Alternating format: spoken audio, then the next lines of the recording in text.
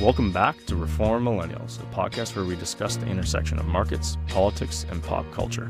Please remember that the content of this show is for educational and entertainment purposes only. Nothing should be considered financial or tax advice.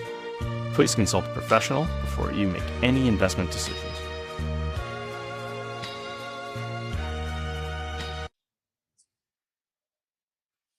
Hello, Joel. How are you? Very well, thanks, Mel. How are you? Good. You okay from your flight? You had a big day. I had a big travel day with the kids and with Adriana. It was a long day, but it was successful. That's Um, I feel like good.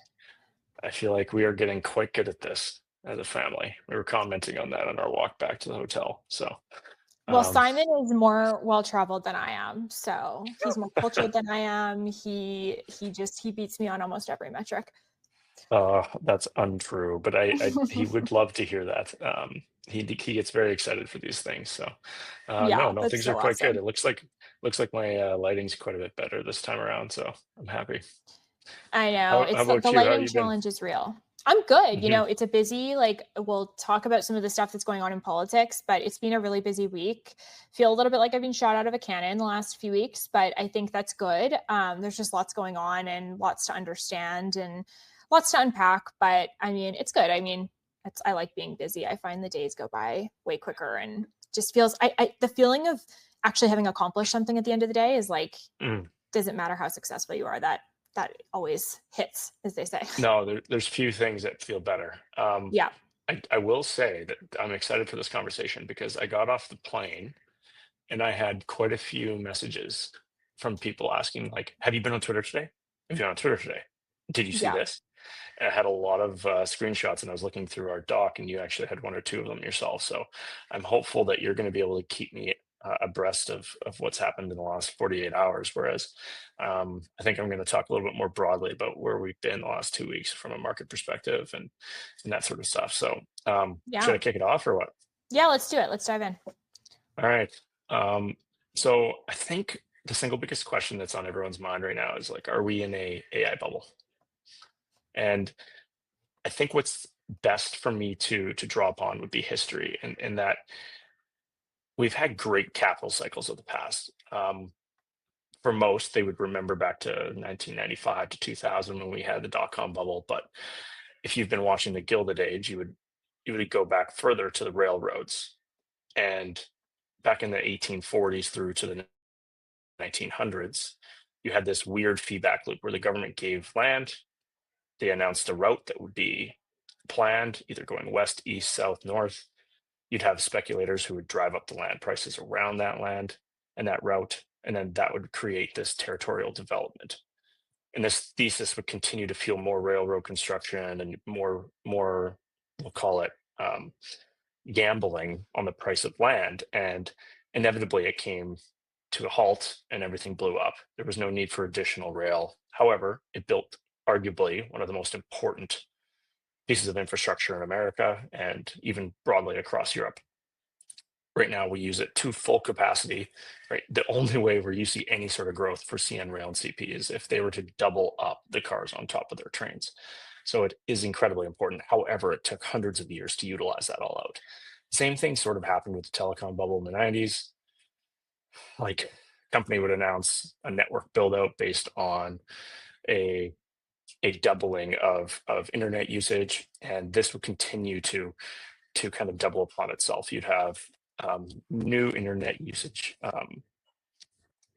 We'll have metrics that would come out and that would read, like, we had this many more people using internet this month, and then more next month. It would double and it would double and it would double, and this effectively created this fevered investment into networking. And this inevitably blew up in 2000, caused a massive recession. And I think today we are of the belief, a lot of market participants are of the belief that there is a new AI bubble. But I think it's important to identify a few things because right now, I don't believe that our AI build out is anywhere near where we were previously. And while there has been some, we'll call it signals that look similar, we aren't quite there yet. There's still a real bottleneck in the market. So the real story isn't just about chips. It's more so about the picks and shovels. And the AI capital cycle is this three-legged stool. You have compute, you have the data center, and then you also have power, the grid. And that's the current bottleneck at the moment. And there's this odd lag in this build out that didn't exist in the previous. And it's very much in that chip cycles of the past. Like if you think about even the chip cycle that we just went through with from 2000 to 2023 with the massive build out in cars, they generally only last 12 months. And then building a new data center, though, however, takes most of the time years, unless you're Elon Musk. And when you think about the energy required to power these data centers, and these data centers are drawing the amount of power that would likely power, or you would see powering a city, they take years to build, 5-7 years. So we have this weird dynamic in the market where they're building all this compute capacity. They're starting to manufacture these data centers or additional data centers. However, we still have no power to provide it. So what I think is unique here is that we're not going to go through this super fast AI bubble. What is likely going to happen is we're going to see a transition from picks and shovels to compute to power, and you're going to have unique opportunities throughout this run up. Well, yes, does this likely end in some form of bubble? Yeah, probably. If you're looking at the past or as history as your tell, yes. But I think truthfully, we're not quite there yet. So there's this weird market dilemma right now where you have this multi-year build out in AI. It's got an odd, however, economic backdrop. So last week we had the Fed chair, Powell, who basically admitted that the FOMC is torn. They have what they're seeing is a deteriorating employment market. However, they're starting to see an uptick in inflation in the price of goods. And this weakening labor market has caused them to react. And they cut rates, Canada cut rates, and they issued a new dot plot, which provides us with a little bit of insight into what they're going to do over the next year. And they're giving, or the market is giving, or pricing in an 80% chance of 2 more cuts through the end of this year. Very similarly for Canada. And this is creating a classic bad economic news is good for stocks setup. And this means cheaper money's on the way. And what this ends up doing is it creates this dynamic in the market where you have the benefactors of cheap capital. Those benefactors tend to be the AI land grabbers. So that would be NVIDIA, Google, Microsoft, Meta, the big seven, the stocks that have absolutely destroyed the S&P and the NASDAQ for the last 15, 20 years. While it kind of leaves in the dust many of the other companies that make up the remainder of our indexes. So the central tension right now is this massive AI capital build out, which needs super cheap capital, which it's starting to see. And then it's running headfirst into a Federal Reserve that is openly broadcasting its own uncertainty.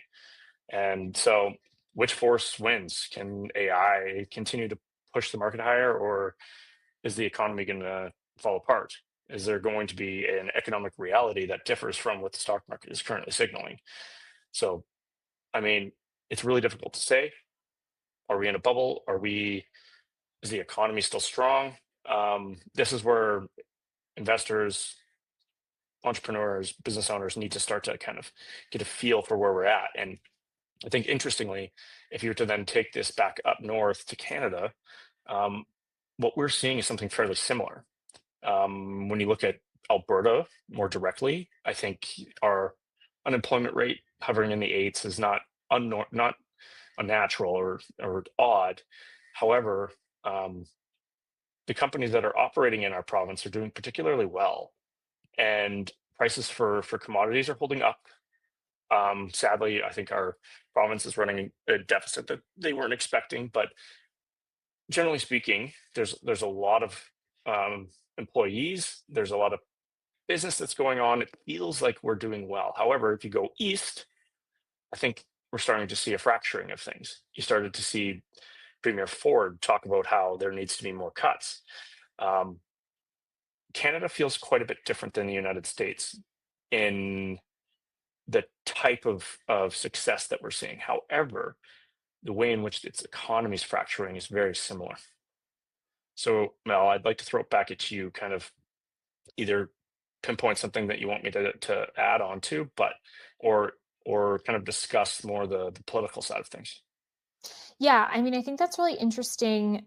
It's so interesting too, because I always think about this in terms of like bubbles, whether we're talking about an economic or a financial market bubble or um, social bubbles. Because I mean, we could have a whole other conversation about whether or not, certain things are happening without the sort of typical cause and effect levers or signals that we're used to.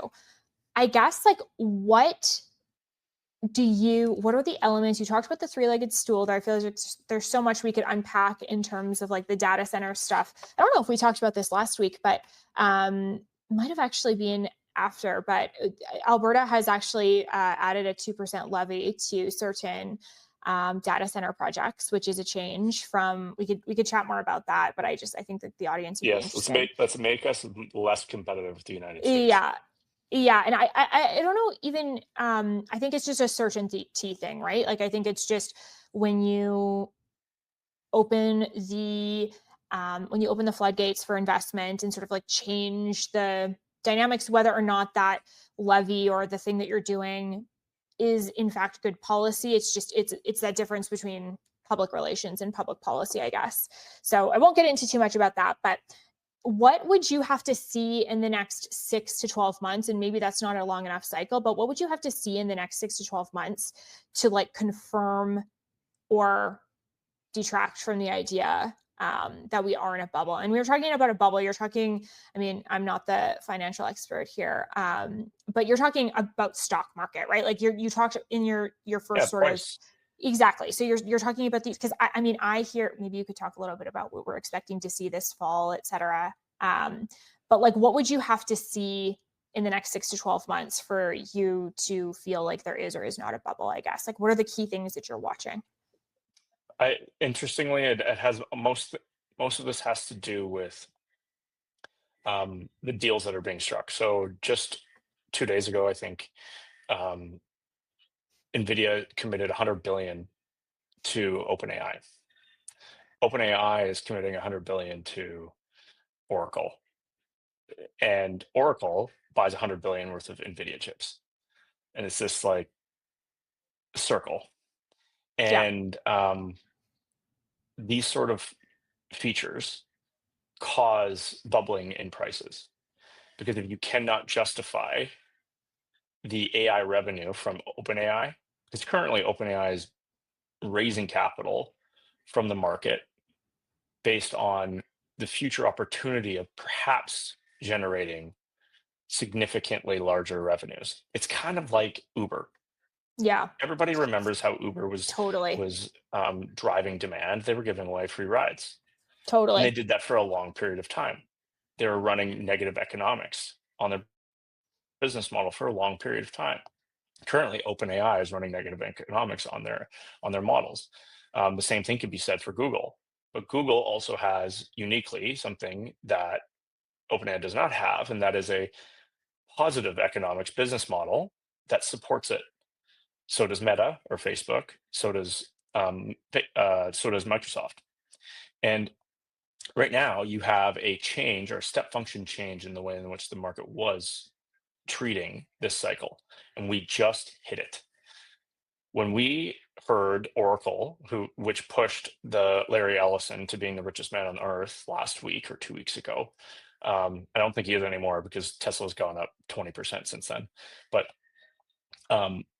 what we had ended up hearing from them was that Oracle was shifting from being a positive economics business to one that was issuing debt and equity, raising capital to buy and build out an infrastructure that they aren't so certain has a business model yet.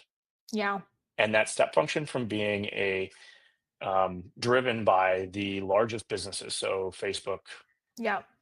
Google, Microsoft, financing this AI drive, to a more speculative side where they're now issuing debt for the future means that these companies that were financing this all on earnings and revenues that were real and business models that were incredibly profitable, they're now going to have to chase.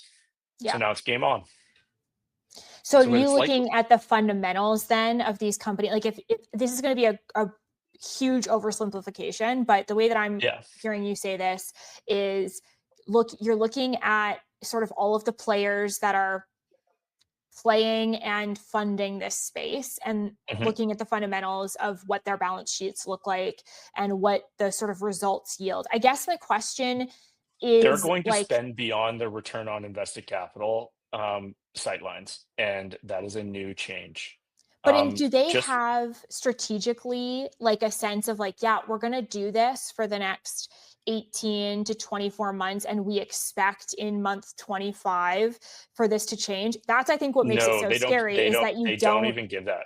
They don't give exactly. that So sort of you insight. don't know like how long should we when will we, you know what I mean? I think that's what makes it really interesting is it's like when will we actually know whether we're ahead or behind of like what some of these companies intended. And I think it's just such a new Oh, space that and this is it's hard where to say. what's shocking is that this is going to turn one way or the other so quickly. If Yeah. we see a if we stop seeing a improvement on outcomes of our AI models in terms of a speed in which they're deployed. So seeing, as an example, Gemini 3 Yeah. came very quickly after Gemini 2.5. ChatGPT 4.5 or IO or O3 coming very soon and after, very quickly after each other. Those models also need to be significantly better. And in addition to that, we need to see a sufficient rollout of agents. So agents being applications in which users or consumers can integrate into their lives. We also need to see a step function improvement in profitability of our tech companies that are deploying this capital. So you need to Yeah. see continued growth in the top lines of Google, Facebook, Microsoft, and you're not going to get it from OpenAI, but um, this cycle inevitably slows down like anything. Whether or not it pops depends on the economic outcome of these things. So Yeah. is there a one thing someone should be paying attention to? No, but I would draw everyone's attention to a few quotes.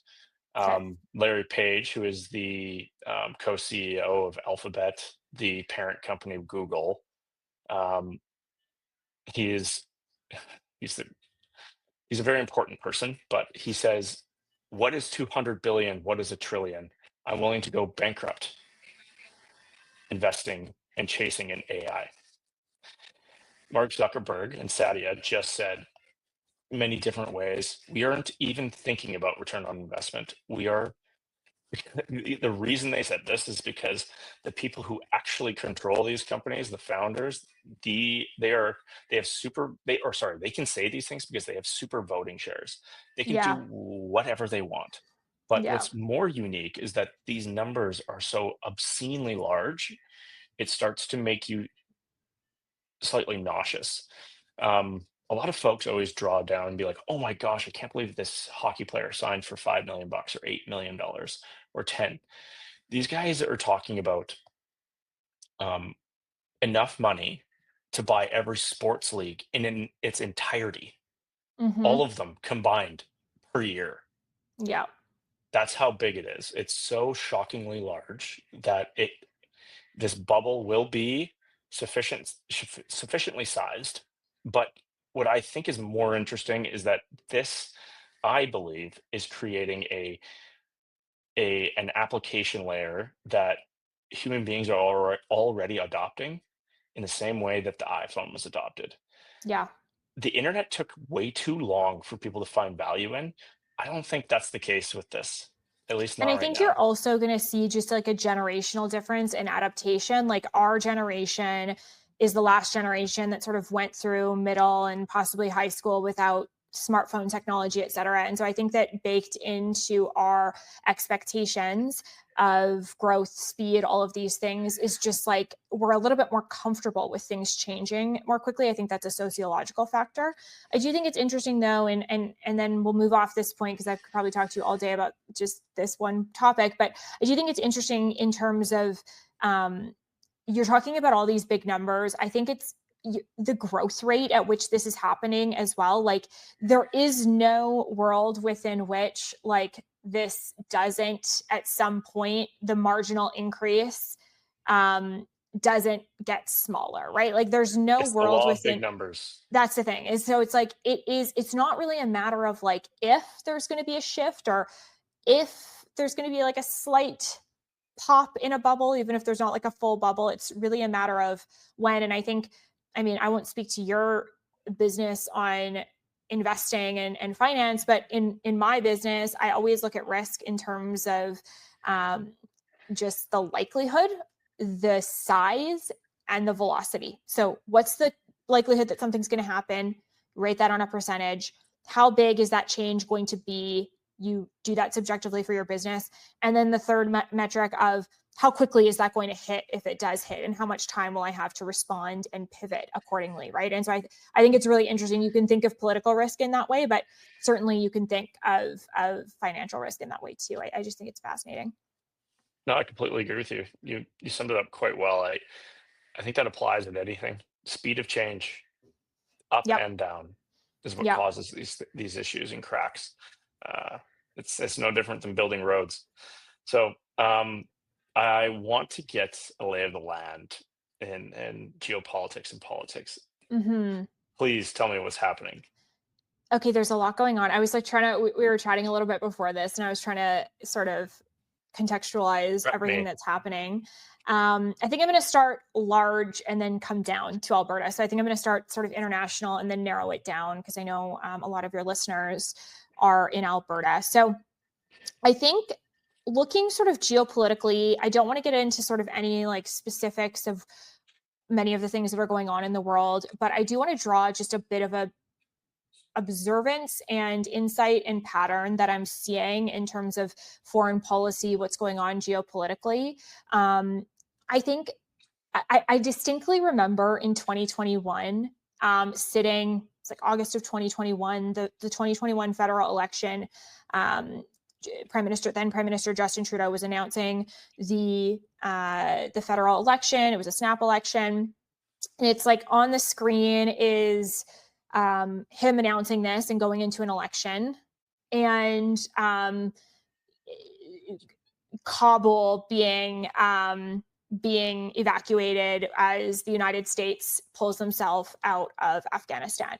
And I remember like starting a Substack draft then. I still have it. It's not being published, but it was titled, "Do You Care About Foreign Policy Yet?"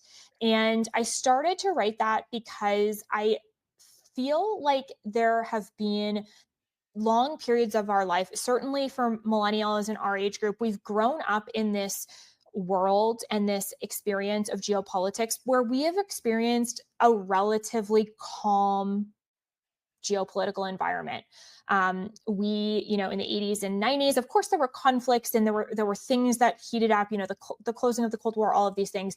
There were things that were happening, but I am seeing the kinds of like seismic shifts in geopolitics and global politics today that I don't think we all fully appreciate. And I don't think we actually know how to handle either, because we're not used to that type of reality. There's a quote, I'm going to totally butcher it, but it was like, something about like generations that went to war create like stronger generations, create easy, and I feel Weak like men create. Yes.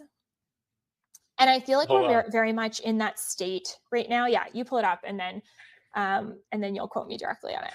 Hard times create strong men. Strong men create good times. Good times create weak men. And weak men create hard times. Yeah.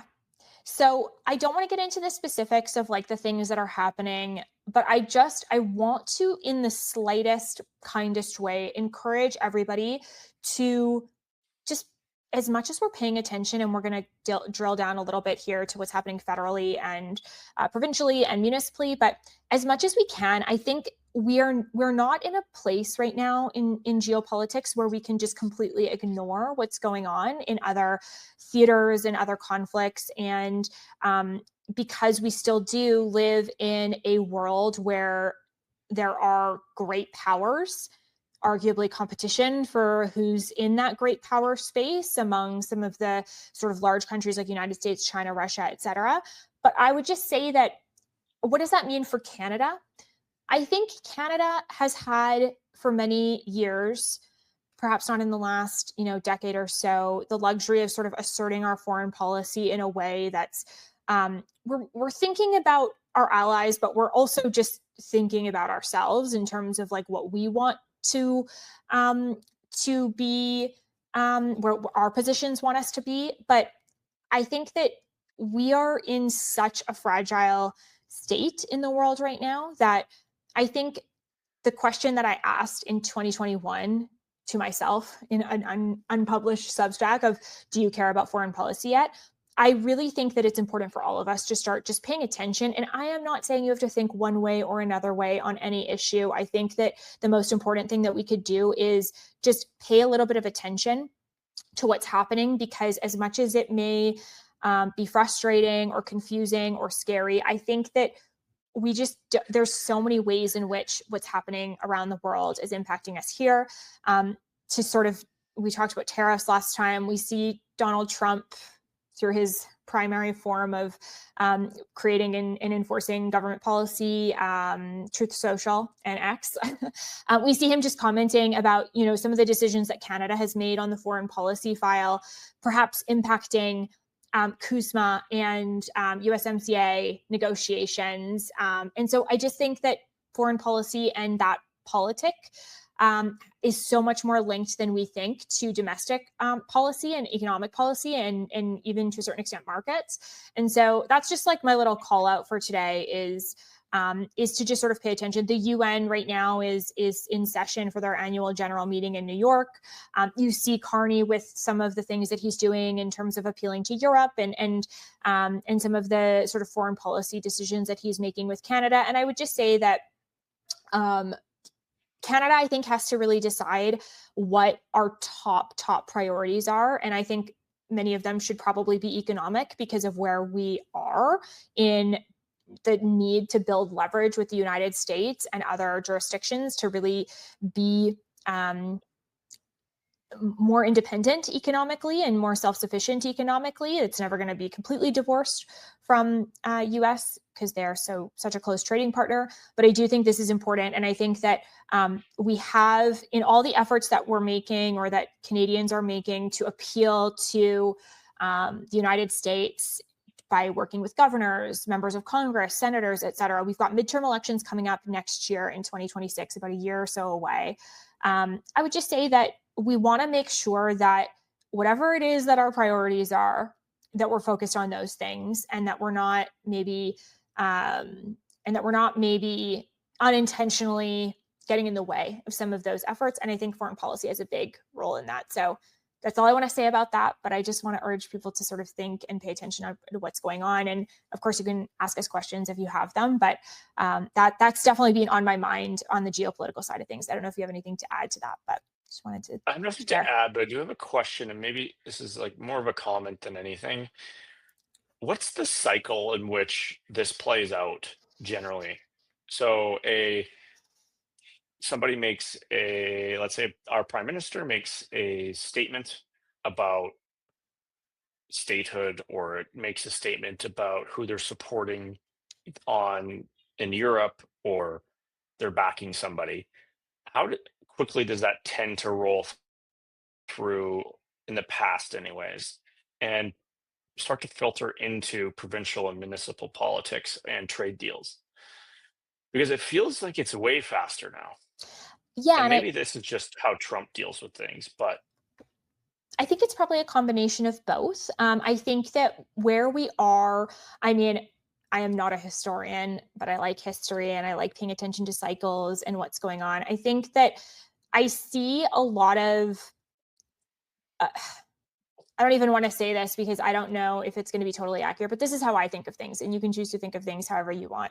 I see like these cycles as being like 80 to 100-year cycles, right? And so if we think of like, 80 to 100 years ago, we were in two great wars, basically. And if we think about, not to get into a whole history lesson, but if we think about what those wars were being fought about, and I'm not suggesting we're heading to war or anything like that, but if we think about the issues that those wars were fought about, World War I was fought based on basically ethno-nationalist conflicts that had nothing directly to do with Canada, but Canada was drawn into that in that way. That's how that war started.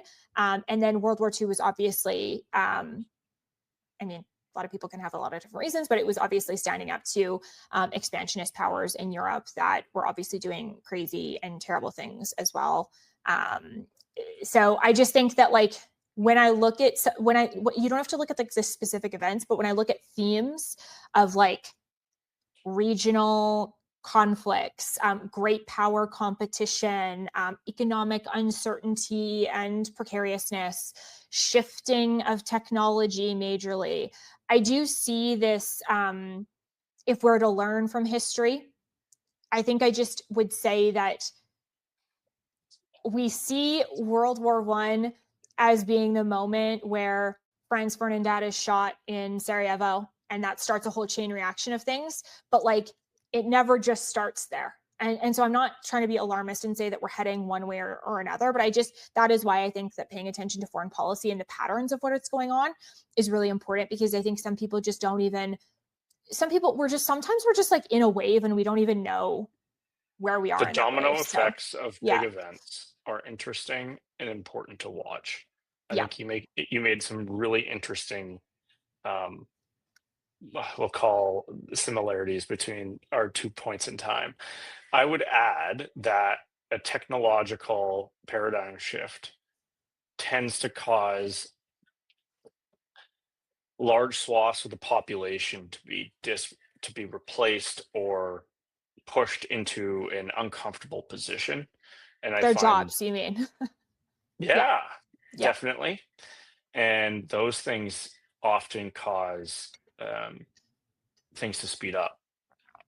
Yeah. So obviously something I'm paying a lot of attention to. Mel, I'd like for you to get a little bit closer to Alberta or Canada. Yes. Where are we at? Okay. So I don't want to get too much into what's going on in the House of Commons right now. They returned on September 15th. There's some interesting stuff going on right now, but I think the big takeaway from the last time that we chatted is that we now know that we're going to have a Budget 2025 presentation on November 4th. So that will happen, and we'll get just a better sense of what's going on from like I said in our last episode, I don't think that we're going to see the kinds of 7 to 8% operational cuts that Carney has promised are coming. I think we'll see that in Budget 2026 in the spring. But this budget, I think what I'm really curious to get a hold on is just the underlying economic foundations that the government's going to put out. So, we mentioned rate cuts that are happening in Canada. Like the way that the Bank of Canada is setting rates is a little different than the United States, namely because the Bank of Canada has a mandate to manage inflation, whereas the United States has a mandate to manage both inflation and unemployment. And I think there's some interesting unemployment data that's coming out of last month's report. So Canada's unemployment rate right now is 7.1%. That is up from 6.9% in July. So these are August numbers that we're using because that's the most recent data. If we look more specifically in Alberta, that unemployment rate's at 8.4%. You mentioned that earlier. And interestingly enough, youth unemployment is at its highest level since 2010. And so that's about 14.6%. And so we're seeing definitely those early signs of unemployment, and that youth unemployment rate is bad everywhere. Yeah, it's really bad. It's really bad. And we can get into talking some of the issues of that or some of the reasons for that. But the unemployment rate, I think, is something that I'm very keen to sort of watch and see whether or not that what comes out of budget. As well, I want to draw some attention to population growth and changes, because I think the two are obviously really related.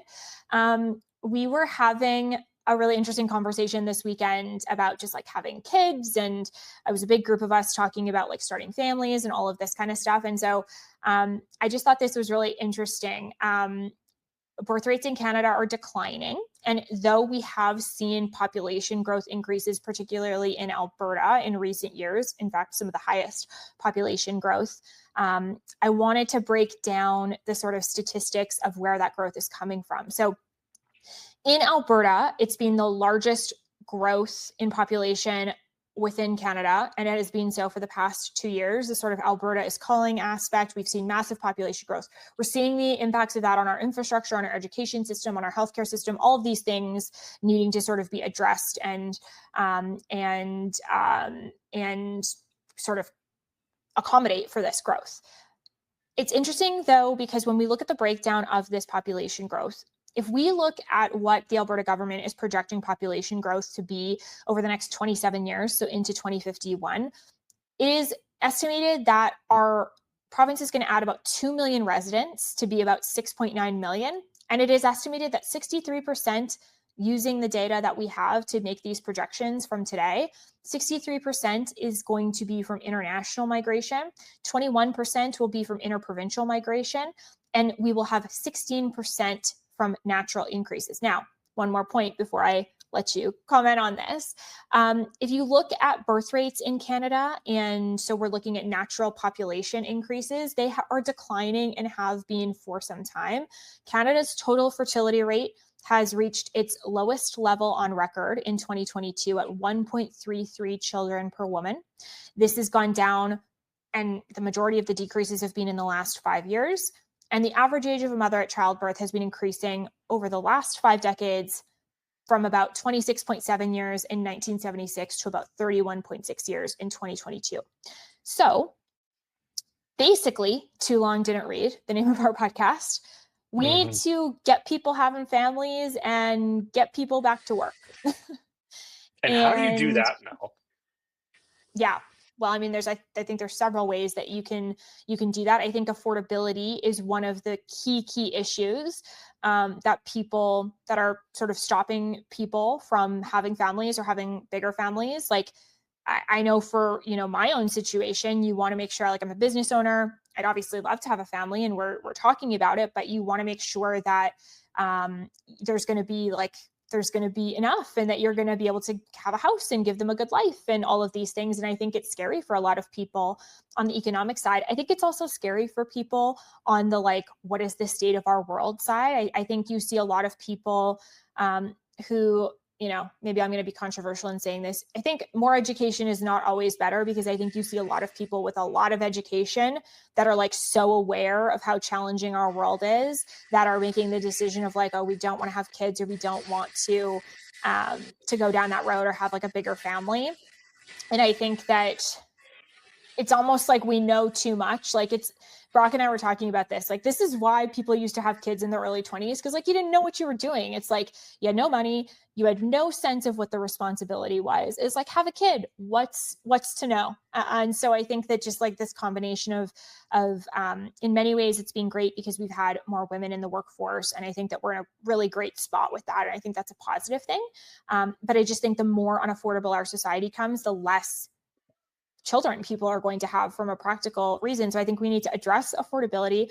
We need to address the housing situation. And I think we need to, like, again, like I said earlier, we need to be prioritizing the economy. We need to be a place where, if you're smart and you've got good ideas, there are companies that are growing that want to hire you.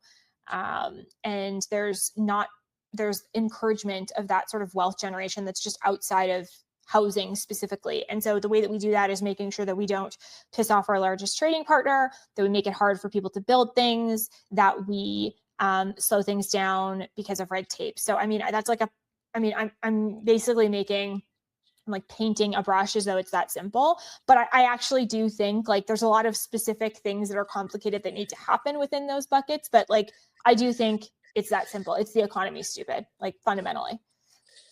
I think it is. You're not stupid, Joel, just to be clear. No, but clearly. I agree with you. It's a big portion of it, but I would add a secondary thing that I believe is much more impactful to those that can afford it but don't still. And it is it's the social and cultural aspect that I think is Mm, ignored a lot.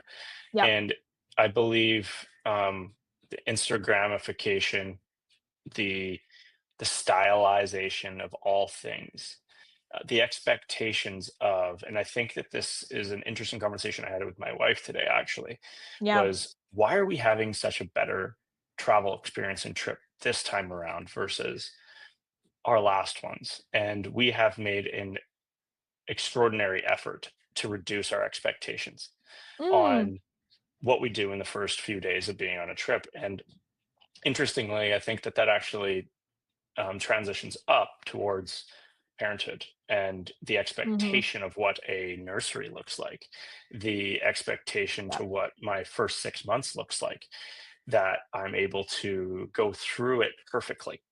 Yep. And if all of the dominoes haven't aligned so that I can push them down and knock it all over, to have the most perfect pregnancy, to have the most perfect birth, to have the most perfect this, I think that that extends beyond not just um, traveling and people's careers, but into parenthood. And it causes anxiety. It causes people to lock up and not do it at all. And this is not going anywhere but higher and further and worse, Hmm. because our biggest cancer in I think sub 40 culture is that we are constantly comparing ourselves to others, Yep. and it's because our phones are mirrors and they show the stylized lives of everybody, and it creates a very challenging expectation of ourselves. Yep. If you compare yourself to Emily Ratajkowski every day and how she mothers her children, or Yeah. Kardashians, or even if it's a friend nearby who seems to be doing this incredible job, I can tell you that as a family that curates its life and how what others see, it is very, very difficult and messy Yeah. and absolute gong show.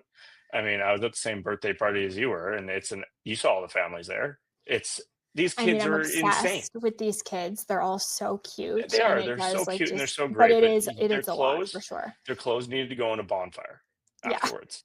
And I know, I like heard you saw Chance just throw away every white shirt you own once you become a yeah, dad. but there's no point. Like this one I'm wearing right now, and it already is stained. I bought it a couple days ago. Yeah. The reality is that it's hard, and unfortunately, the messaging that parents are sending out, that culture is sending out, that YouTube is sending out when you watch How to Be a Hmm. Mother, it's that, and like wake up with me in the morning, the perfect lives of these people that they tell the world is all fugazi. And that, I think, compounds the anxiety that's felt from the economy, that the I know. economic reality. I mean, this is part of my problem. I'm on endless mom diary Instagram, and I can't stop. Like it's like I know what I'm doing is I know what I'm watching is ridiculous, but I can't stop. Yeah, I think And it's really interesting how you. Oh, go ahead.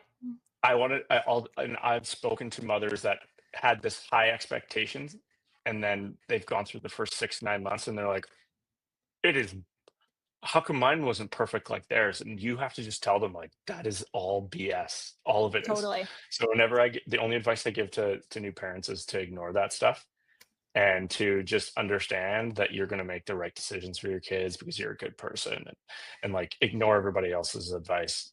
And mine is But no good either. I think, like, honestly, this comes full circle. Like, actually, you're reminding me because I think Morgan Housel has a new book out where he was talking a lot about this concept of like just that contentment and happiness is just really about where your expectations are. I think that Mhm. that's really also true for markets and also for politics too. Like, if we, you know, markets are markets, but they are driven by human beings. Politics is politics, but it's decisions made by human beings. And I think that we sometimes over, um, put a little like these are smart human beings. Sometimes yes, sometimes not. These are remarkable things that are happening. But at the end of the day, everybody's just a human being that's like making decisions in the best way that they can. And I think that if your expectations are measured in the sense of like, okay, government's going to help me some, but not a lot, or government's going to be able to stimulate the economy, but not the whole way, we get a sense of like, I think you can get like a sense of personal responsibility back and saying, yes, the decisions that I'm making individually, financially, as well as who I vote for in politics and all of these things all add up to make a difference, which I think is important. And I think like, I don't know how we're doing on time here, but maybe we want to touch lastly on the municipal elections in Alberta before Yes, I we would do love to closing hear your thoughts. opinions here because I've been getting a lot of requests for like, who are you voting for? And Yeah. I don't know. And Yeah. I'm interested to get your take on things and where we're at. Yeah, well, we did a webinar on this on September 22nd. So I'll make sure to share that link with you. You can pop in the newsletter. I think what I would say is Alberta is going to be going to municipal elections on October 20th. So basically all of our towns and cities, most of our counties, all these things are going to election. You're going to be asked to vote for mayor, council, mayor or reeve, councillor, and then school board trustees. So either separate, Catholic or public. You get to vote for one of those.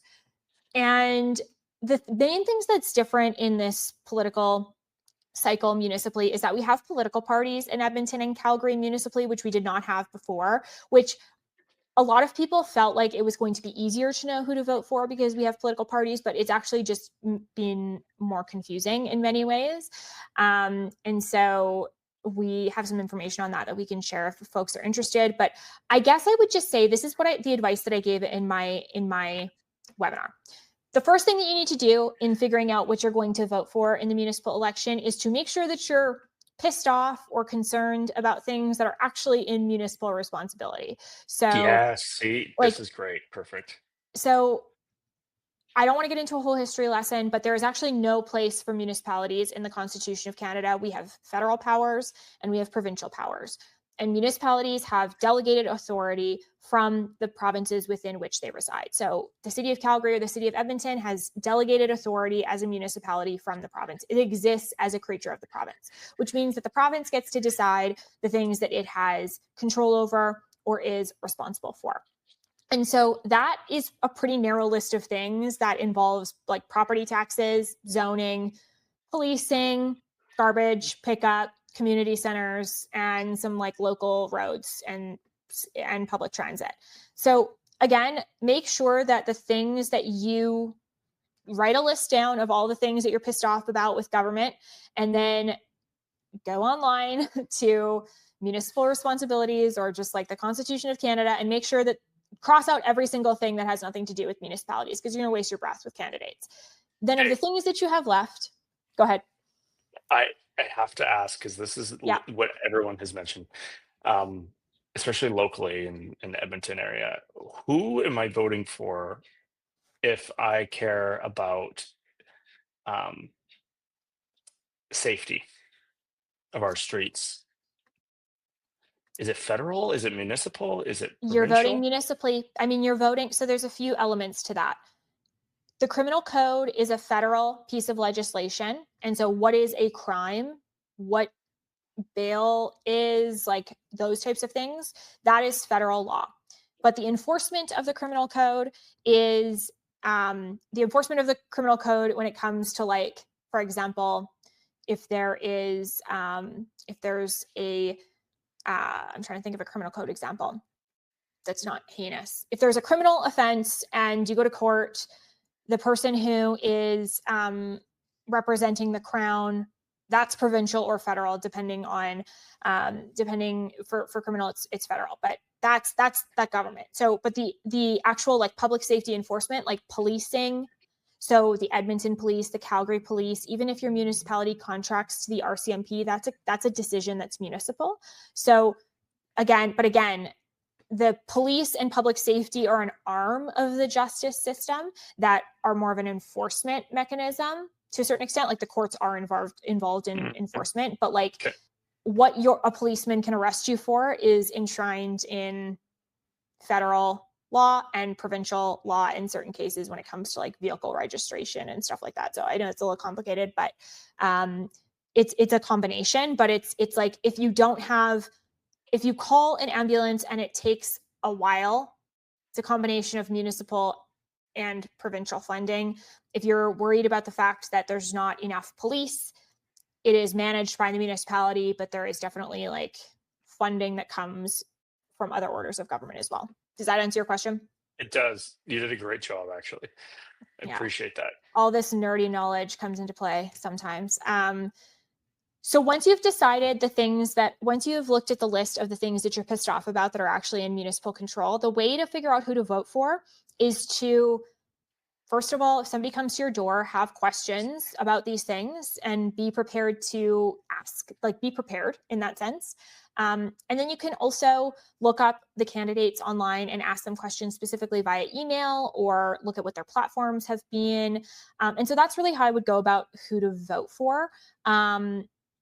In a very overly simplistic way. But you need to know what the issues are that are important to you. If you live in inner city Edmonton or Calgary and you're like, I don't like blanket rezoning, then like maybe that's your priority and you focus on that and you vote for that. The other thing I just want to note is that when we vote for school trustees as part of these municipal elections, we are also voting for basically the board of directors that manage school superintendents in our region. So if you look at Calgary Board of Education and you're voting, that's the public system here in Calgary, and you're voting for trustees, that's basically the board that is managing the school board in your community. So that school board gets funding from the government based on funding formulas. They decide in concert with the government in terms of like priority schools or like how to divide the money and all of these things. So if you are concerned about what's going on in Alberta and have a particular interest in the education side of things, this municipal election is important for you to engage in because you're basically electing the people who are going to manage the superintendents that manage the school districts that your kids go to. So yeah, I could say more, but it won't bore. That's really, I don't know. If I listened to 45 minutes or 50 minutes and that was how it ended, I'd be like, you know what? Nothing there that Mel talked about wasn't important for me. And I that's the whole point. So I know for myself, it definitely helped, but more broadly, I'm often caught in this position where what am I voting for this time around? And obviously I've moved. And if I really had the choice, you know what I would really want to vote for? I would love to see the expansion of the city limits of Edmonton from a tax grab perspective to move east. Yeah. Yeah, That has to do, so interestingly enough, that is a provincial decision of how like annexations happen. That has to be approved by the provincial government. But I suppose that you could vote for a council that seeks to pursue that. But that's technically not a municipal approval thing. Creatures of the province. Okay, last thing on municipal.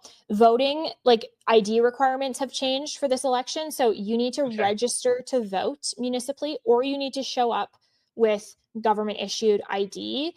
Vouching is not going to be the same as it used to be. So just like make sure that before you go to the polling booth, you're bringing the right ID with you or you are registered. So if you don't receive a card in the mail, you can still vote. It's not like there's whatever, but you can't just like show up without your ID and you're not on the voters list and like have somebody vouch for you anymore. So just make sure that you're bringing the right ID to vote municipally.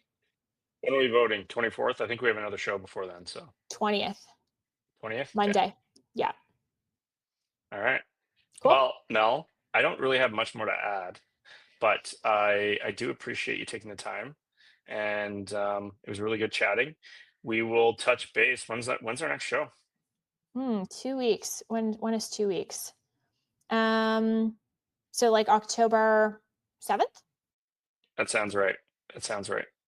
Yeah, so we'll have a show on October 7th and then a show one day after the municipal elections. So we can debrief. That'll be really fun. That'll be great to touch on. I'm super excited for the next couple of weeks. I'm quite certain that volatility in markets is only going that way. So this tends to be the most volatile week of September, and then October is also a very challenging week for markets. So buckle in. I'm buckled. Okay. All right. Mel. Thanks, Joel. We'll see you soon.